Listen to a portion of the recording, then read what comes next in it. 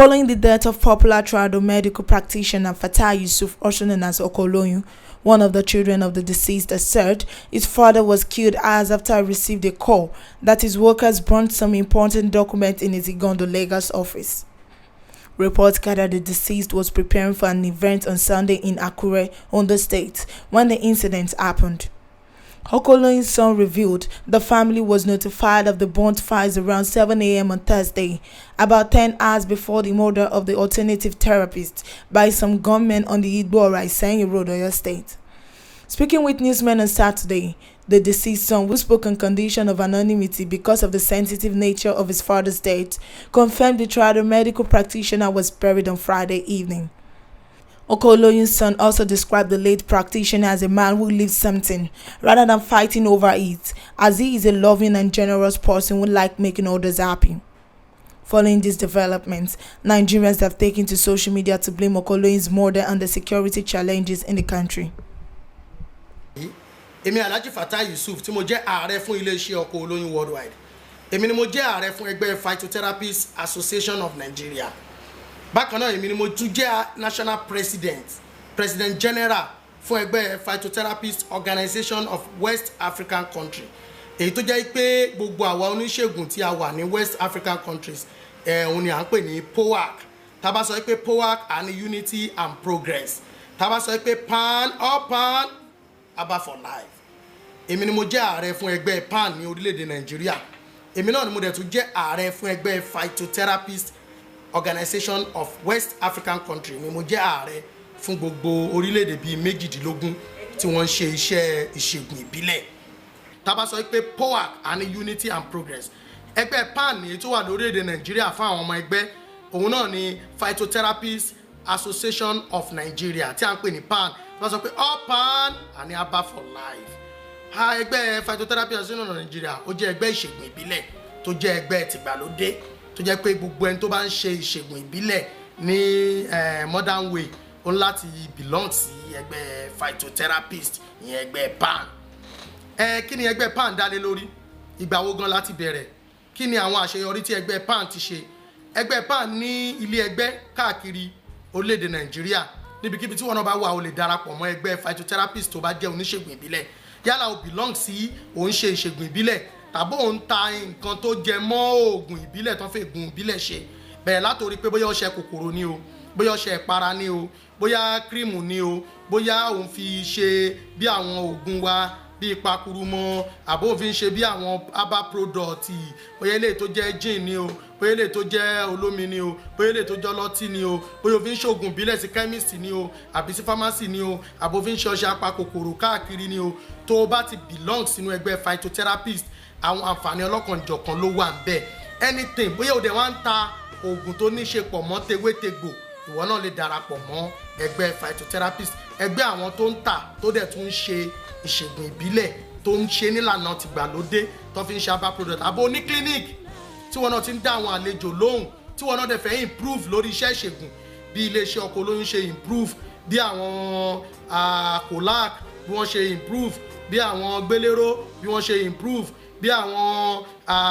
Amzat bí wọ́n ṣe improve, àwọn tó ṣe àwọn herbal product lọ́lọ́kanjọ̀kan síta tó dẹ̀ pé wà ní ìtẹ́wọ́gbà. Wọ́n náà lè darapọ̀ mọ́ ẹgbẹ́ phytotherapist. Kò wá síbi tó wà tí wọ́n náà lè join ẹgbẹ́ yìí. Yálà wà lẹ́kọ̀ọ́ o lè join. Ilé ẹgbẹ́ wa national secretariat wa wà ní Ìbàdàn ní Limi House la wà ní Ìbàdàn. A ní ilé ẹgbẹ́ náà number 30 Ogundele Street la wà ní ìlú Èkó.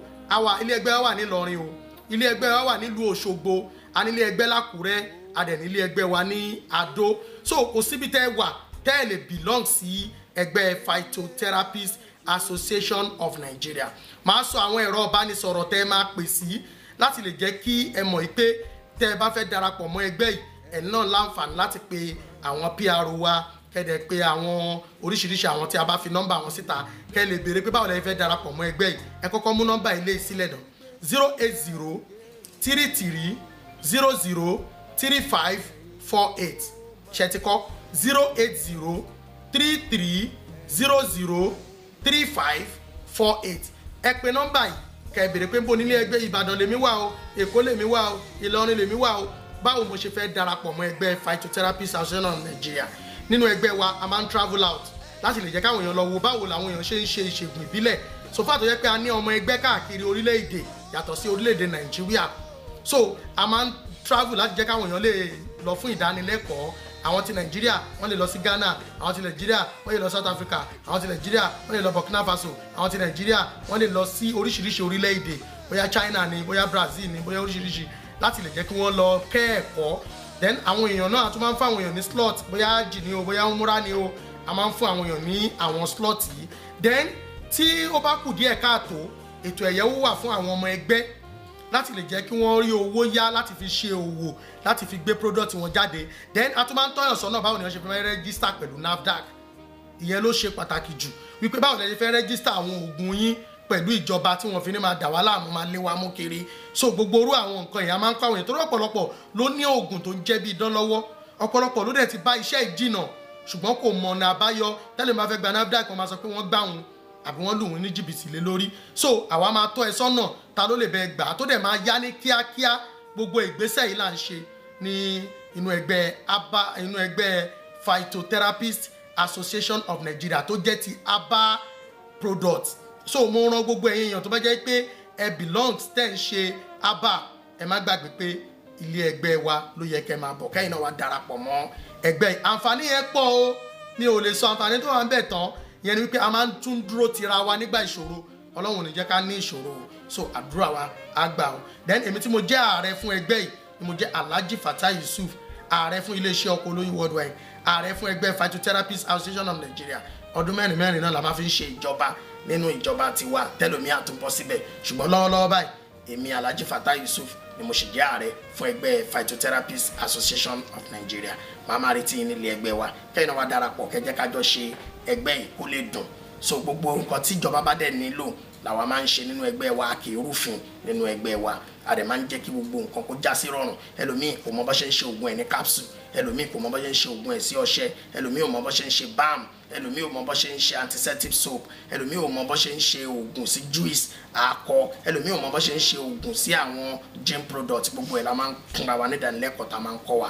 nínú ẹgbẹ́ Phytotherapist Association of Nigeria gbogbo nǹkan tó bá jẹ mọ́